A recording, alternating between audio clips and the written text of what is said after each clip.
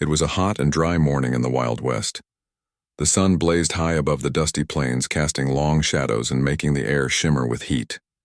Caleb Montgomery, a rugged cowboy, was up early, ready to start his day. He had a long list of tasks to complete, but the most important thing on his mind was a hunting trip. His family needed food, and Caleb had learned long ago that survival in the West depended on taking whatever nature offered. Caleb had been raised on the open plains. The land was in his blood, and the wilderness had shaped him into the man he was today. He knew how to track animals, handle a rifle, and navigate the wild terrain. The sun was his clock, the wind his guide. Caleb had seen the harsh side of life, long years of hard work, droughts, and battles with nature, but he had always found a way to survive. Today, however, something felt different. Caleb had planned to hunt for some game, maybe a deer, maybe a wild boar, but as he walked through the tall grass, he couldn't shake the feeling that something wasn't right. The usual sounds of the wild, the chirping of birds, the rustling of animals in the bushes, were strangely absent. The air seemed still, too still. Caleb's instincts kicked in. He had been in this part of the land many times before, but today it felt like something was watching him. He paused and scanned the landscape. There were no obvious signs of animals, but something caught his eye. A faint trail in the dirt. It looked like someone had passed through recently. Caleb stepped closer, crouching down to examine the ground. The footprints were fresh. Whoever had walked this path wasn't far ahead. At first, Caleb thought it might just be a settler, someone like him, traveling through the plains. But as he studied the tracks more closely, he noticed something that made him stop in his tracks. The prints weren't from a man wearing boots like his. These were softer, lighter, and seemed to be made by someone with a much smaller frame. Caleb's heart beat a little faster. Could it be an Apache? The Apaches were known to live in this part of the land, and their presence was always a source of unease for the settlers. But Caleb wasn't quick to jump to conclusions. He had heard many stories about the Apaches, some true, some exaggerated. Most of the settlers spoke of them with fear, but Caleb had always tried to avoid getting caught up in the stories. He wasn't one to judge a person based on their tribe or background. He believed in letting actions speak for themselves. Still, the sight of fresh tracks and the uneasy feeling in the air made him more cautious than usual.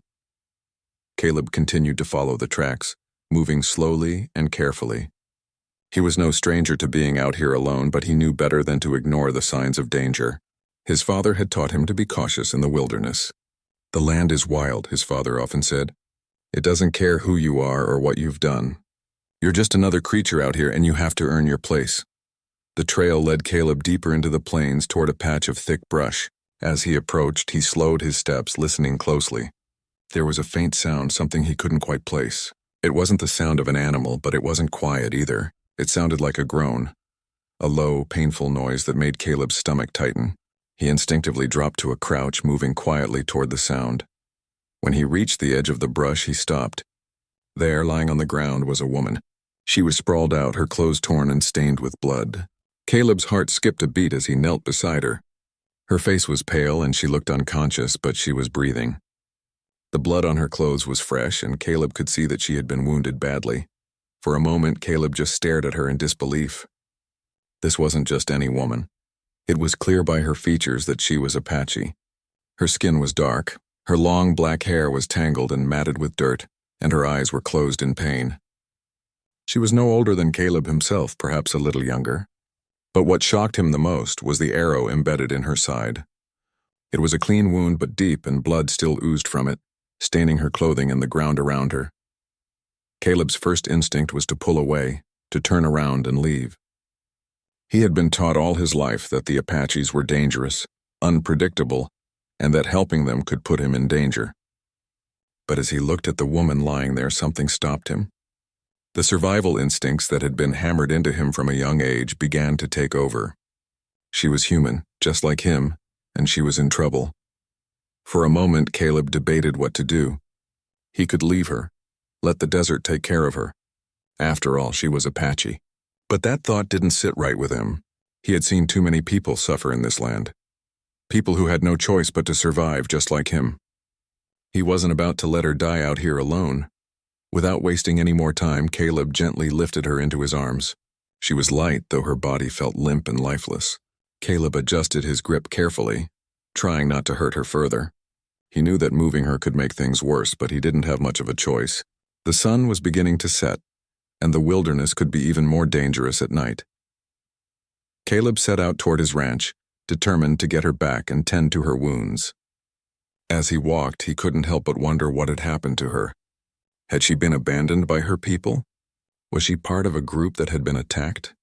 Caleb knew the history between settlers and the Apaches wasn't simple. There had been violence on both sides. But this wasn't about history. It was about right and wrong. And Caleb couldn't ignore the fact that this woman needed help. The journey back to his ranch was slow, the weight of the woman's body in his arms making each step feel heavier. The sun was dipping lower and the evening air began to cool.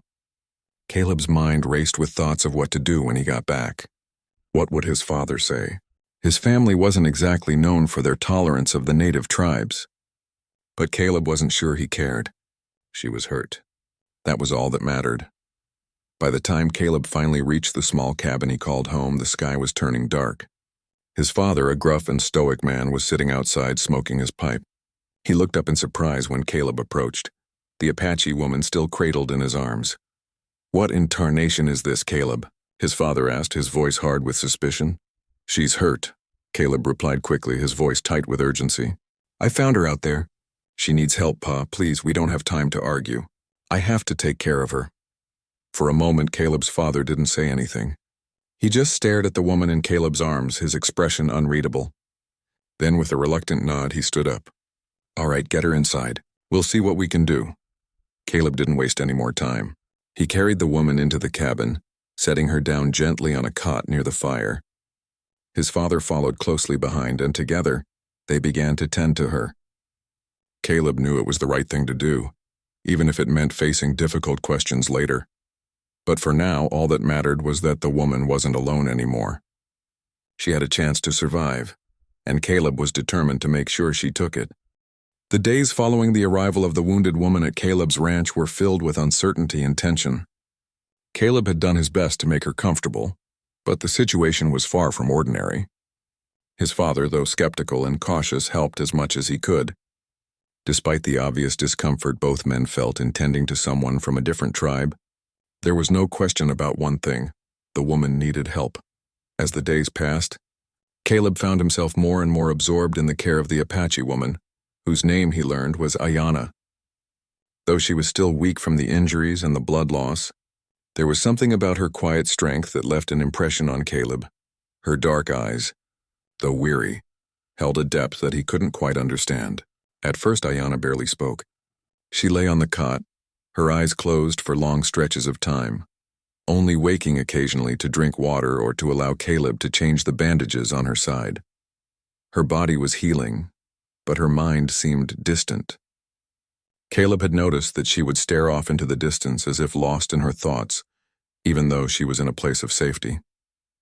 He couldn't help but wonder what had happened to her. Why had she been abandoned or left for dead in the wilderness? On the third day, Ayanna finally spoke. It was a soft whisper, and her voice was hoarse, as though she hadn't used it in a long time. She asked Caleb a question in her native language, but he didn't understand the words. He had no knowledge of the Apache tongue. At first, he thought he had misunderstood, but the woman's expression made it clear she was asking something important. Caleb could only shake his head, feeling a sense of helplessness. But then Ayanna looked at him in a way that made him feel both humbled and ashamed. She wasn't angry or demanding. She was simply trying to communicate. Caleb, realizing the situation, reached for a piece of paper and a pencil that he kept by the hearth. Slowly, he began to draw pictures, trying to communicate the best he could. It wasn't much, but it was all he could offer. Through simple drawings, they started to communicate. Caleb drew pictures of the land, of his family, and of himself. Ayanna would nod occasionally, and then she'd attempt to draw something herself. Her drawings were crude but clear, depicting scenes of her own life, the desert, her people, and what looked like a village surrounded by mountains. As the days turned into weeks, Caleb and Ayanna developed an understanding of one another. There were no words, but their bond grew. The language barrier was still there, but it didn't seem to matter as much. Caleb began to learn more about Ayanna's life through the small details she would draw for him. She showed him how she had lived with her tribe, the people she had loved, and the struggles they had faced. Caleb learned that Ayanna had been part of a small Apache group that had been forced to flee when their village was attacked. They had been hiding out in the wilderness, living off the land and trying to avoid the conflict that seemed to follow them everywhere. Her people had been fighting to protect their way of life, but it seemed that the world around them was closing in. One day, as Caleb sat beside her, he noticed that she seemed to be looking at him differently. The mistrust that had been so evident in her eyes when he first found her had begun to fade. She was still cautious, but there was something more in her gaze now. It was as if she was seeing him for the first time, not as a settler, not as an enemy, but as a person. The lines between them were slowly blurring. Caleb, too, began to see Ayanna differently. At first, he had felt uneasy. She was Apache, a member of the tribe that the settlers feared. But as he spent more time with her, he realized how little he actually knew about the people he had been taught to fear. Ayanna was a survivor, just like him. She had endured hardship, loss, and pain just as many settlers had.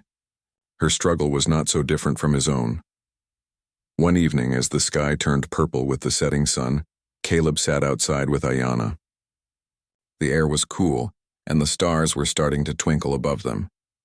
They sat in silence for a long time, simply watching the world around them. Caleb was used to the solitude of the land, but for some reason, tonight felt different. There was something about the calmness of the moment that made him realize how much he had come to care for this woman.